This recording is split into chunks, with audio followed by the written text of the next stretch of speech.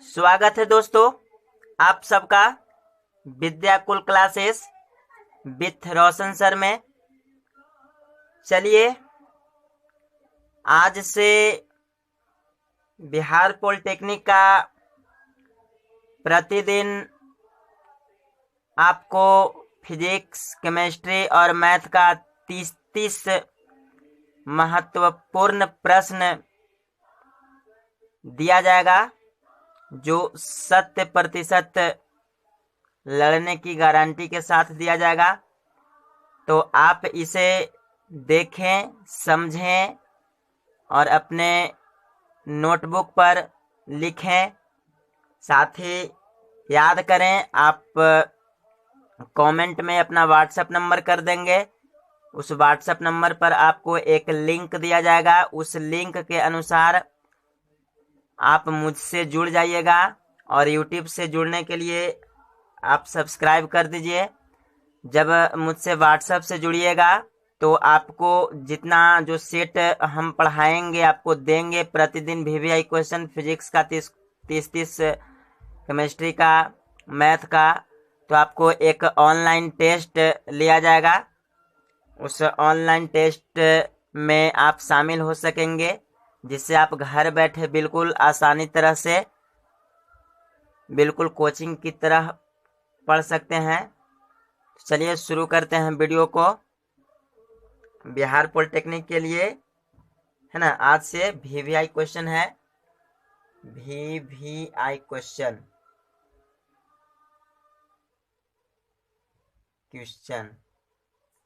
ठीक है। फिजिक्स का है,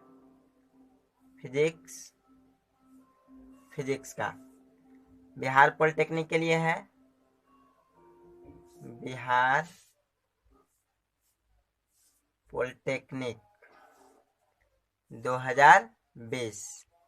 ये पार्ट 1 है, पार्ट 1 ठीक है। चलिए क्वेश्चन की ओर बढ़ते हैं। क्वेश्चन नंबर फर्स्ट कहता है, एक वस्तु ऊर्ध्वाधर ऊपर की ओर 96 फीट प्रति सेकंड के वेग से प्रक्षेपित की जाती है। वस्तु कितने समय तक हवा में रहेगी? यहाँ पे जी बराबर यानी गुरुत्वीय त्वरण दिया हुआ है 32 फीट प्रति सेकंड स्क्वायर। अब देखिए इस क्वेश्चन को आप ध्यान से समझिए। ऐसे तो इसका उत्तर 3 सेकंड होगा, लेकिन ये 3 सेकंड रटना नहीं है, कैसे होगा हमें समझना है। तो पहले क्वेश्चन को समझिए। कहता है कि एक वस्तु है, एक पिंड है, मतलब मान लिया जाए कि कोई एक गेंद है, ठीक है। उस गेंद को 96 फीट प्रति सेकंड के रफ्तार से हम ऊपर फेंक रहे हैं, ठीक है। तो ऊपर फेंक रहे हैं तो वस्तु कितनी समय तक, यानी जो गेंद हम फेंके वह गेंद जो है कितनी समय तक हवा में रहेगी। और पृथ्वी का जी बराबर यानी गुरुत्वीय त्वरण को जी से डिनोट किया जाता है, तो जी बराबर 32 फीट प्रति सेकंड स्क्वायर दिया हुआ है। तो चलिए हम इस आंसर को समझते हैं कि आखिर 3 सेकंड तक वह गेंद जो है वह वस्तु हवा में रहेगी कैसे। चलिए इसको समझिए। देखिए आपको क्वेश्चन क्या कह रहा है, क्वेश्चन कह रहा है कि एक वस्तु ऊर्ध्वाधर ऊपर की ओर 96 फीट प्रति सेकंड के रफ्तार से दे रहा है, ठीक है। यानी 96 फीट प्रति सेकंड के रफ्तार से ऊपर फेंका जा रहा है और इसका गुरुत्वीय त्वरण दिया हुआ है 32 फीट प्रति सेकंड स्क्वायर। तो चलिए यहाँ पे देखिए प्रारंभिक वेग को यू से डिनोट करते हैं। तो प्रारंभिक वेग बराबर हो गया 96 फीट प्रति सेकंड, और अंतिम वेग यहाँ पे नहीं दर्शाया गया है कि गेंद कहाँ तक जाता है, तो अंतिम वेग को भी से डिनोट करते हैं। यहाँ पे हम शॉर्ट लिख रहे हैं, तो अंतिम वेग बराबर भी हो गया, ठीक है। अब देखिए u बराबर दिया हुआ है, v बराबर दिया हुआ है। यहाँ पे हमको निकालना है t बराबर भाट। क्या निकालना है? t बराबर भाट। यहाँ तक कोई दिक्कत? चलिए तो सूत्र होता है, इसलिए सूत्र v बराबर यू प्लस जी टी से। यानी देखिए यहाँ पे भी बराबर फॉर्मूला होता है यू बराबर यू प्लस जी टी से चलेंगे। अब यहाँ पे देखिए जैसे जैसे उसका हम मान रख देंगे, भी का मान कितना है 0 है तो हम 0 रखेंगे बराबर, यू का मान कितना है 96 दिया हुआ है, अब प्लस जी का मान दिया हुआ है कितना, यहाँ पे देखिए जी बराबर दिया हुआ था 32 फीट प्रति सेकेंड स्क्वायर। ठीक है, तो चलिए यहाँ पे जी का वैल्यू हम रख देंगे 32 टी। अब देखिए ये 0 का कोई महत्व नहीं है तो इसको हम लिख सकते हैं या 32 टी बराबर 96 लिख सकते हैं, 32 टी बराबर 96 लिख सकते हैं। तो टी बराबर हो जाएगा, देखिए टी बराबर हो जाएगा आपका 96 बटा 32, 96 यानी टी का वैल्यू हो गया, टी का वैल्यू हो गया आपका 3 सेकेंड। ठीक है, समझ गए। चलिए कोई दिक्कत नहीं, यहाँ पे हम इसको ऐसे भी लिख सकते थे, इसको या करके या 0 बराबर 96 माइनस 32 टी।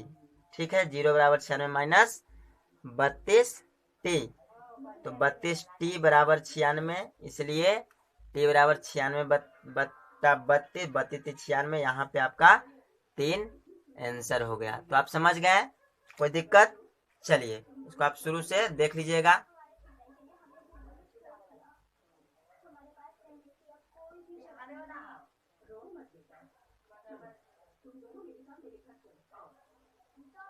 चलिए चलिए अब दूसरा क्वेश्चन की ओर बढ़ते हैं।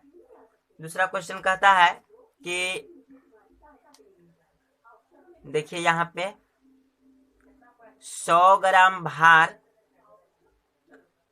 100 ग्राम भार एक क्रिकेट बॉल, 100 ग्राम भार का, यहाँ पे लिखेंगे 100 ग्राम भार का एक क्रिकेट बॉल 20 मीटर प्रति सेकंड की चाल से गतिशील होकर एक बल्ले से टकराती है और उससे 0.1 सेकंड के लिए स्पर्श में रहती है। बॉल द्वारा बल्ले पर लगाया गया औसत बल, तो इसका उत्तर 40 न्यूटन होगा।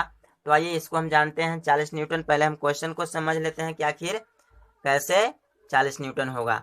देखिए कहता है कि कोई बॉल है, वो मतलब मान लीजिए कि वो क्रिकेट का मैदान है, ठीक है, और उसमें जो बॉल यूज हो रही है उस बॉल का जो भार है 100 ग्राम का है, मतलब वह जो बॉल है 100 ग्राम का है।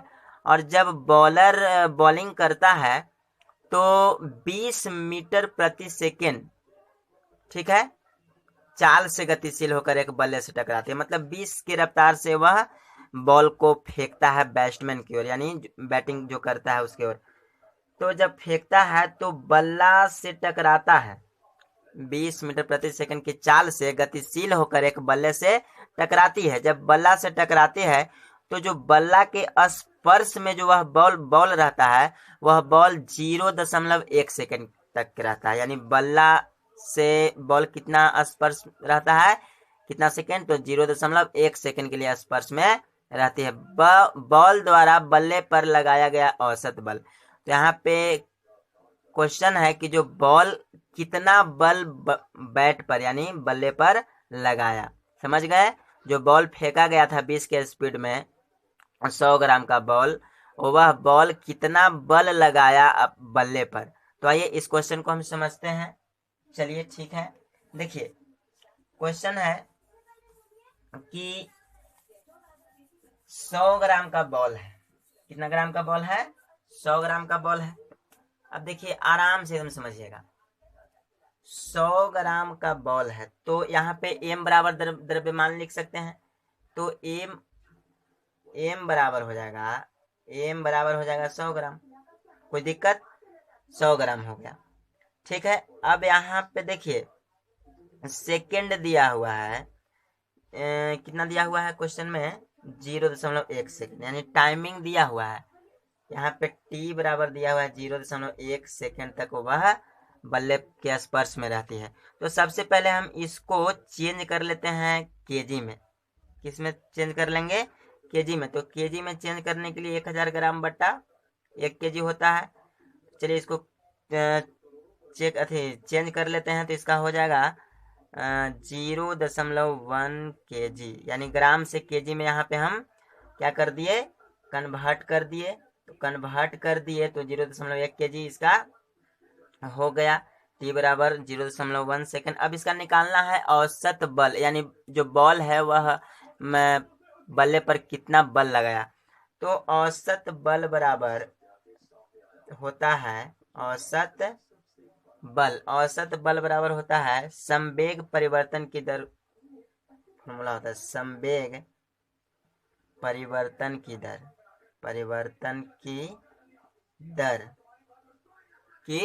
दर, ठीक है। औसत बल को हम एफ से डिनोट करते हैं, ठीक है। संवेग परिवर्तन की दर, इसका फॉर्मूला होता है एम भी माइनस एम यू बटा टी होता है, ठीक है। यानी ये अंतिम वेग हो गया, ये प्रारंभिक वेग हो गया। एम हो गया मास यानी द्रव्यमान हो गया, एफ हो गया बल फोर्स हो गया, ठीक है। तो चलिए यहाँ पे देखिए क्या है, एम दोनों में है तो हम एम कॉमन भी ले सकते हैं। एम कॉमन हो जाएगा तो बचेगा भी माइनस यू बटा टी बचेगा, ठीक है। अब यहाँ पे देखिए एम का वैल्यू पुट करेंगे। एम का वैल्यू देखिए यहाँ पे निकल गया कितना, 0.1 kg, ठीक है, यही तो है। तो यहाँ पे हम एम का वैल्यू पुट करेंगे तो ये वैल्यू रखेंगे 0.1 भी माइनस यू 20 के स्पीड से फेंका जा रहा था, ठीक है। कितना का स्पीड से फेंका जा रहा था, 20 के। तो जाकर के 20 से ही लगा होगा, अंतिम वेग भी 20 और प्रारंभिक वेग भी 20। तो भी का मान भी 20 और यू का मान भी 20 और टी का मान, टी कितना देर के लिए रहा था, 0.1 के लिए रहा था, 0.1 के लिए रहा था, ठीक है। अब देखिए होता क्या है कि अंतिम वेग जो हो गया 20 हो गया और ये प्रारंभिक वेग 20, तो इधर ये माइनस में हो जाएगा। किसमें हो जाएगा, माइनस में हो जाएगा। ये 0.1 से 0.1 खत्म हो गया, ये बचा 20, अब माइनस माइनस प्लस, ठीक है। तो 20 हो गया, जाकर के आपको 40 न्यूटन बल आंसर, ठीक है। समझ गए आप, देख लीजिएगा और नोट कर लीजिएगा, ठीक है। फिर भी कोई दिक्कत हो तो आप हमें कमेंट कर सकते हैं। चलिए अब तीसरा प्रश्न की ओर बढ़ते हैं। तीसरा प्रश्न है आपका, नदियों में जल के प्रवाह के लिए उत्तरदायी बल कौन सा होता है। तो गुरुत्वीय बल जो होता है नदियों में जल प्रवाह के लिए उत्तरदायी होता है, ठीक है। चौथा प्रश्न कहता है कि हाइड्रोजन बम में प्रयोग में लाई गई प्रक्रिया है, यानी हाइड्रोजन बम के जो प्रयोग में लाई जाती है वह प्रक्रिया क्या कहलाता है, संलयन कहलाता है। क्योंकि हाइड्रोजन बम जो है संलयन अभिक्रिया पर आधारित है। हाइड्रोजन बम किस पर आधारित है, तो ये संलयन अभिक्रिया पर आधारित होती है। संलयन अभिक्रिया में नाभिक अति उच्च वेग से टकराते हैं, ठीक है, समझ गए। संलयन अभिक्रिया में नाभिक अति उच्च वेग से टकराते हैं, जिसके कारण उसका ताप लगभग 4 गुना 10 के पावर 6 होता है। इसलिए हाइड्रोजन बम बनाने में जो प्रक्रिया होती है उस प्रक्रिया को हम कहते हैं संलयन प्रक्रिया, ठीक है। चलिए 5वां नंबर क्वेश्चन कहता है कि साबुन का बुलबुला किस प्रक्रिया के कारण रंगदार प्रतीत होता है। साबुन का बुलबुला जो है किस प्रक्रिया के कारण रंगदार प्रतीत होता है, तो परावर्तन के कारण, ठीक है। किसके कारण, परावर्तन के कारण रंगदार प्रतीत होता है। इसके परावर्तन में बैजानी ह पिनाला होता है, यानी परावर्तन के कारण 7 रंगों में यह बढ़ जाता है, बैजानी ह पिनाला, ठीक है। चलिए 6ठा नंबर क्वेश्चन कहता है कि निम्नलिखित में से कौन विद्युत का चालक है। देखिए ये क्वेश्चन हम आप लोग के लिए छोड़ रहे हैं, ठीक है। कहता है कि निम्नलिखित में से कौन विद्युत का चालक है। इसमें हम आपको ऑप्शन देते हैं। इसमें ऑप्शन है मानव शरीर, जल, इबोनाइट, वायु। ये 4 ऑप्शन है और आपको समझ बूझ करके ऑप्शन कमेंट में देना है इसका आंसर कि ये चारों में कौन जो है विद्युत का चालक हो सकता है। जल हो सकता है विद्युत का चालक, कि वो इवोनाइट होगा, कि वायु होगा, कि मानव शरीर होगा। तो आप कमेंट बॉक्स में बताइएगा इसका आंसर जरूर। ठीक है, ये आपके लिए हम छोड़ देते हैं। चलिए 7वां नंबर क्वेश्चन की ओर बढ़ते हैं। 7वां नंबर क्वेश्चन कहता है कि एलपीजी का संक्षिप्त रूप है, यानी एलपीजी का संक्षिप्त रूप यानी फुल फॉर्म क्या होता है? लिक्विड पेट्रोलियम गैस, लिक्विफाइड भी इसको बोला जाता है। ठीक है, तो द्रवित तरल इसका हिंदी होता है। लिक्विड का मतलब ही तरल पदार्थ ही होता है, तो लिक्विड पेट्रोलियम गैस या लिक्विफाइड पेट्रोलियम गैस। ठीक है, चलिए 8वां नंबर क्वेश्चन कहता है कि 8वां कहता है कि क्या कहता है? एक नाभिकीय रिएक्टर में किसका संरक्षण होता है?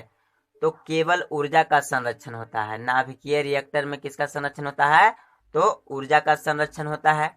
चलिए 9वां नंबर क्वेश्चन की ओर बढ़ते हैं। 9वां नंबर क्वेश्चन कहता है कि प्रथम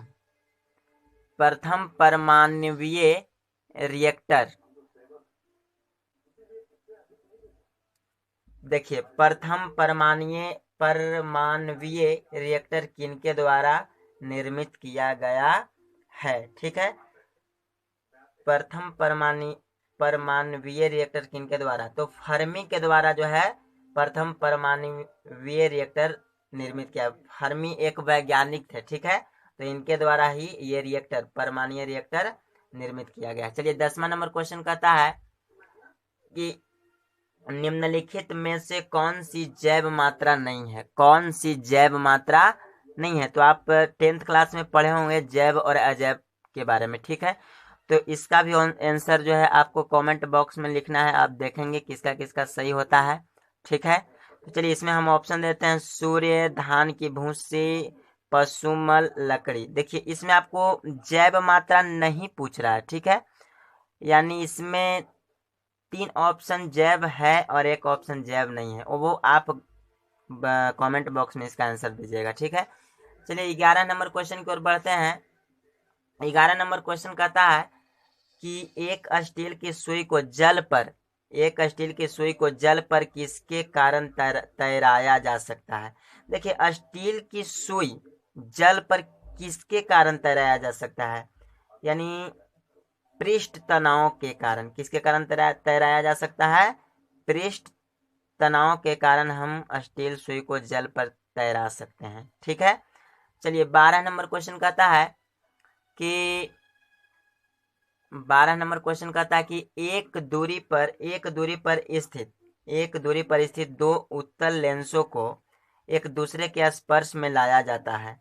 संयोजन की फोकल शक्ति क्या होगी? देखिए यहाँ पे कहता है कि एक दूरी पर स्थित 2 उत्तल लेंस है, मतलब एक ही दूरी पर स्थित 2 उत्तल लेंस है, एक दूसरे को स्पर्श में लाया जाता है। मतलब मान लीजिए कि ये भी उत्तल लेंस है और ये भी उत्तल लेंस है, और ये दोनों को स्पर्श में लाया जाता है, तो ये इसकी फोकल शक्ति क्या होगी? तो इसका शक्ति ज्यों का त्यों रहेगा, कोई परिवर्तन नहीं होगा, मतलब वही रहेगी। ठीक है, चलिए अगला क्वेश्चन कहता है कि कांच से वायु में जाने पर, ठीक है कांच है, कांच से वायु में जाने पर प्रकाश का क्रांतिक कोण किसके लिए न्यूनतम है? जब कांच से वायु में जाता है तो प्रकाश का क्रांतिक कोण किसके लिए न्यूनतम है?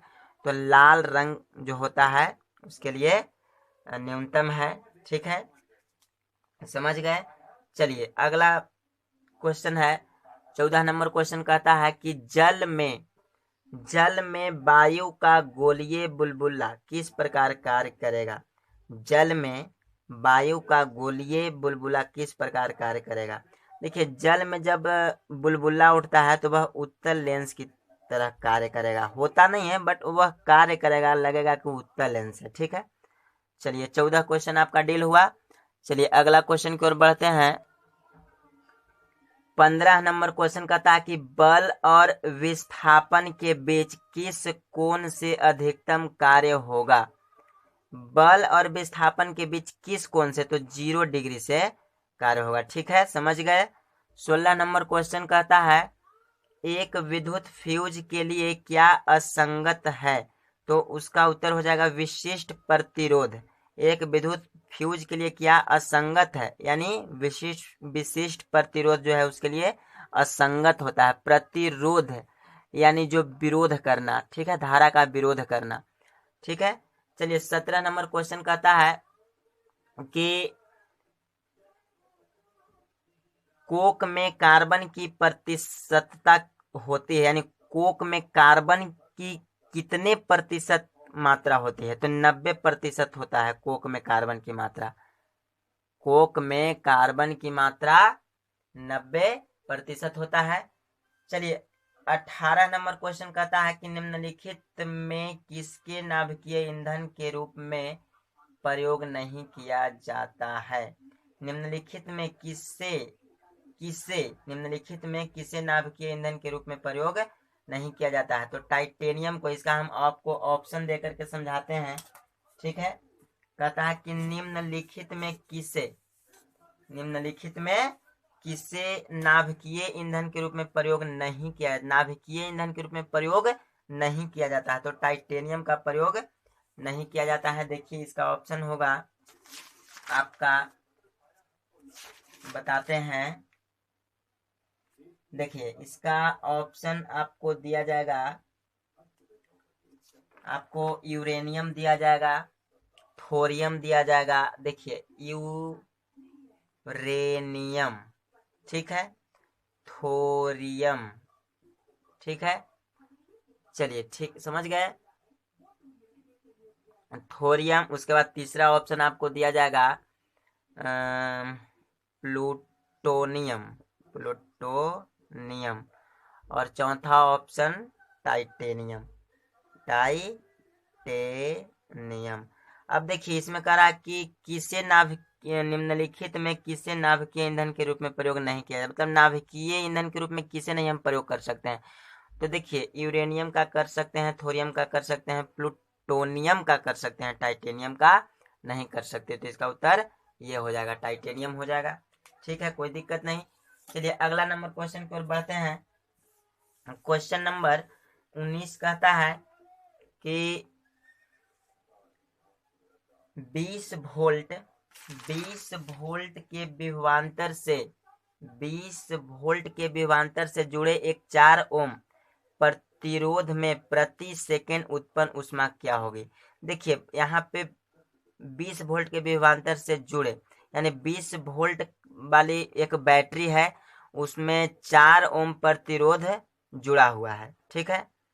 4 ओम एक प्रतिरोध में प्रति सेकंड उत्पन्न ऊष्मा, यानी 20 वोल्ट के विभवांतर में कितने ओम का प्रतिरोध जुड़ा हुआ है, 4 ओम का। तो प्रति सेकंड उत्पन्न ऊष्मा पूछ रहा है, यानी उसमें 1 सेकंड में कितना ऊष्मा उत्पन्न होगा, तो इसका उत्तर होगा 100 जूल। लेकिन 100 जूल कैसे होगा, चलिए हम आपको बताते हैं कि वो 100 जूल कैसे होगा, ठीक है। देखिए यहाँ पे कितना कह रहा है, वोल्ट कह रहा है 20 वोल्ट, ठीक है, V बराबर 20 वोल्ट, और यहाँ पे प्रतिरोध R बराबर दिया हुआ है कितना, 4 ओम। रुकिए हम आपको बताते हैं। देखिए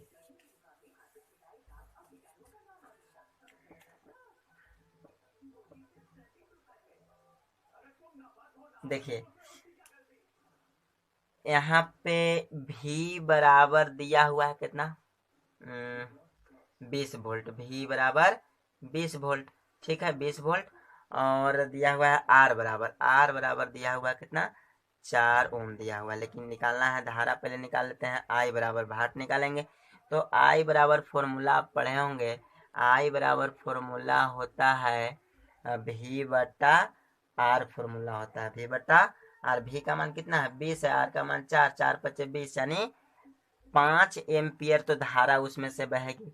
कितना एम्पियर, 5 एम्पियर। अब देखिए इसलिए निकालना है कुछ उत्पन्न ऊष्मा हमें ज्ञात करना है, कितना ऊष्मा उसमें से निकलेगा। यानी उत्पन्न ऊष्मा को हम डिनोट करते हैं Q से। Q बराबर फॉर्मूला होता है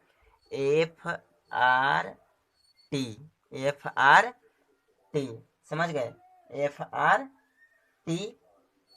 अब देखिए यहाँ पे इसका फॉर्मूला होता है Q बराबर FRT, यानी सॉरी F स्क्वायर RT होता है। F का मान दिया हुआ है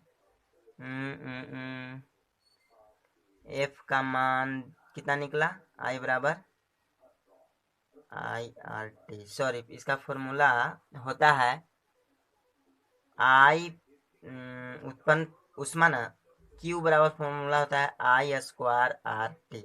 ठीक है, यही फॉर्मूला होता है। आई का मान 5 निकला तो 5 का स्क्वायर करेंगे गुना आर का 4 वैल्यू टी 1 सेकेंड। ठीक है, प्रति सेकंड पूछ रहा है ना। अब हो जाएगा 25 गुना 4 गुना 1, 25 चौका 100, तो 100 जूल यहाँ पे इसका आंसर होगा। ठीक है, चलिए समझ गए। चलिए अब हम आपको अगला क्वेश्चन आपको बताते हैं। 21 नंबर क्वेश्चन कहता है कि विराम की स्थिति से प्रारंभ कर एक वस्तु 2 मीटर प्रति सेकेंड स्क्वायर के त्वरण से गमन कर रही है, 5 सेकेंड में तय की गई दूरी क्या होगी। ठीक है, देखिए यहाँ कह रहा है कि विराम की स्थिति से प्रारंभ कर। ठीक है, यानी विराम की स्थिति प्रारंभिक वेग 0 दिया हुआ है, समझ गए, u बराबर 0। एक वस्तु 2 मीटर सेकेंड स्क्वायर के त्वरण से कितना से 2 मीटर प्रति सेकेंड स्क्वायर के, यानी ए बराबर दिया हुआ है 2 मीटर प्रति सेकेंड स्क्वायर के त्वरण से गमन कर रही है 5 सेकेंड में। टी बराबर दिया हो कितना, 5 सेकेंड में तय की गई दूरी क्या होगी, 5 सेकेंड में तय की गई दूरी क्या होगी। अब देखिए हम आपको बताते हैं क्या होगी। सबसे पहले हम क्वेश्चन को समझ लेते हैं। यहाँ पे दिया हुआ है कि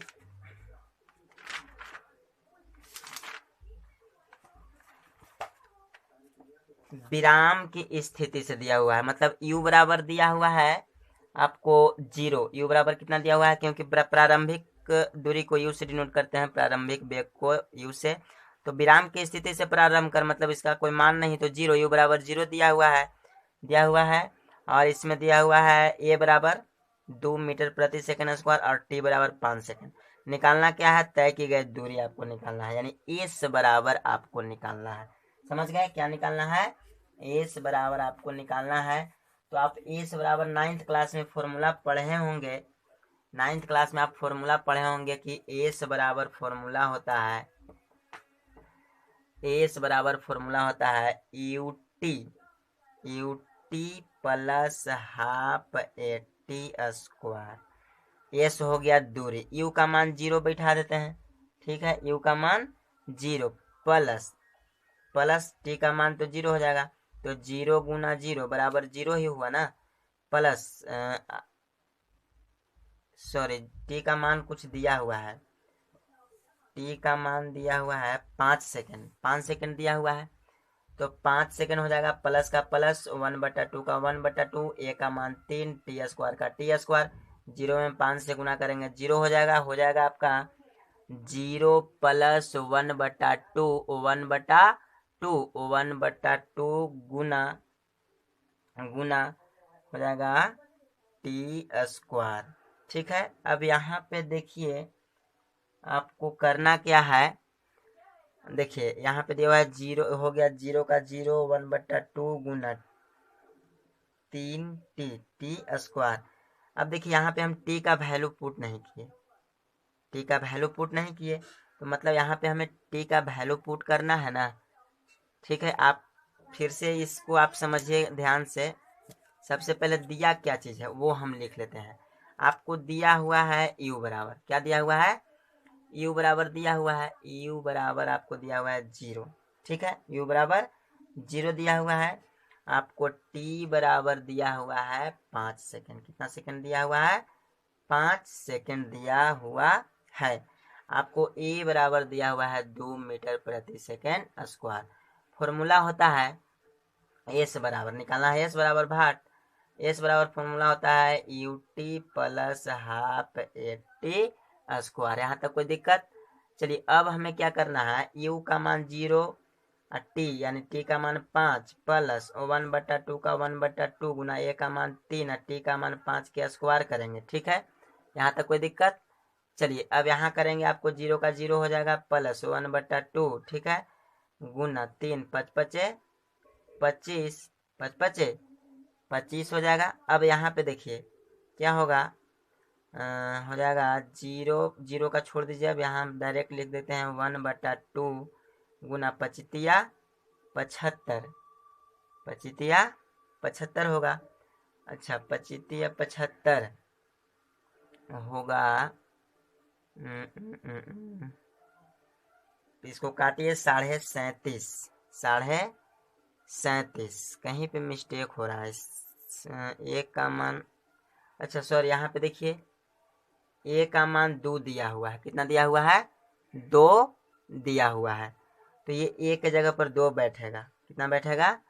2 बैठेगा। हम 3 बैठा दिए थे, तो हो जाएगा 25 दूनी 50। ठीक है, आप देख लीजिएगा, यहाँ ए का मान हम 3 बैठा दिए थे, तो हो जाएगा 25 दूनी 50 से कट गया।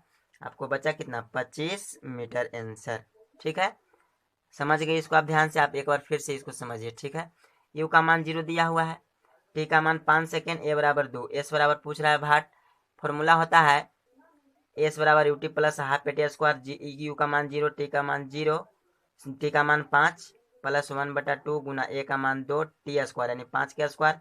अब देखिए यहाँ पे क्या करना है, 0 का 0, 0 का 0 हो जाएगा, 1/2 का 1/2, 2 का 2, 5 25। ठीक है, अब यहाँ से देखिए 1/2 गुना 25 दूनी 50, अब यहाँ से 25 दूनी 50, 25 आंसर। ठीक है, समझ गए? कोई दिक्कत? चलिए हम अब अगला क्वेश्चन की ओर बढ़ेंगे।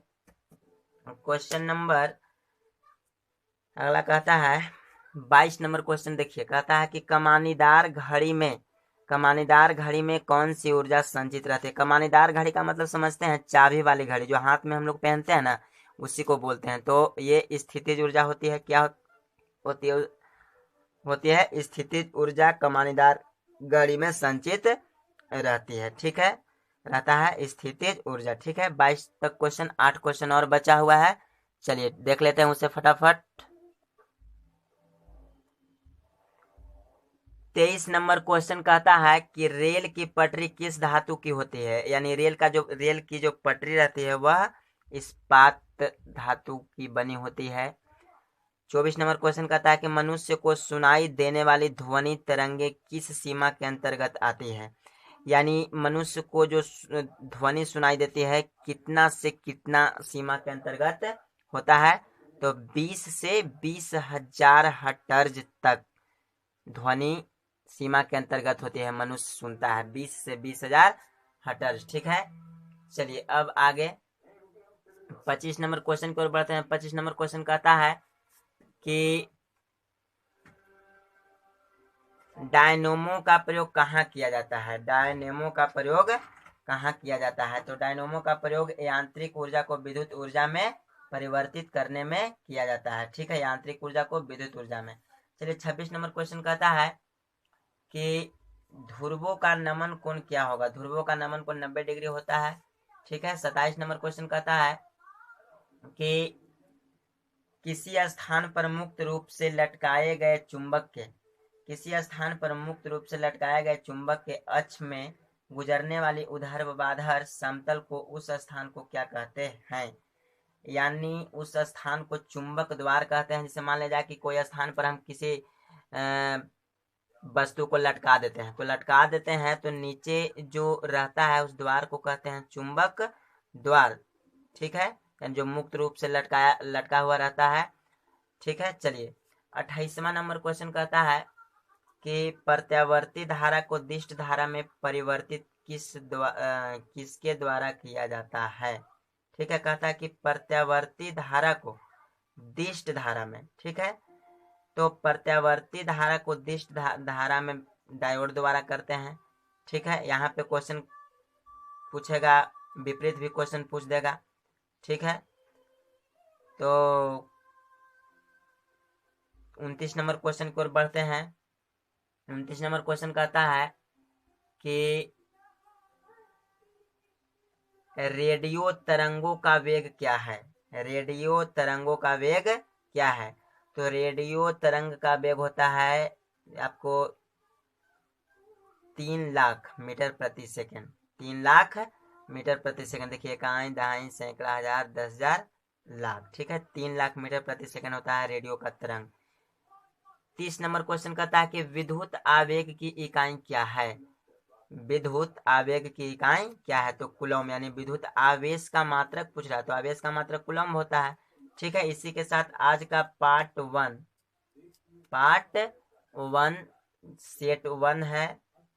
ठीक है, सेट वन में आपको 30 क्वेश्चन फिजिक्स का सोल्व हो चुका है पूरी अच्छी तरह से। भले ही वीडियो थोड़ा सा लॉन्ग बना, लेकिन आपको पूरी क्वेश्चन समझा दिया गया है। यही क्वेश्चन हम आपको लगातार बता देते तो आप समझ नहीं पाते। ठीक है, इसी के साथ ये फर्स्ट सेट आपका समाप्त हुआ। इसके बाद आपको सेकंड सेट मिलेगा। इसी तरह से आप मेरे चैनल पर बने रहें और सब्सक्राइब करें विद्या कुल क्लासेस को, विद्या कुल क्लासेस। ठीक है, तब तक के लिए धन्यवाद।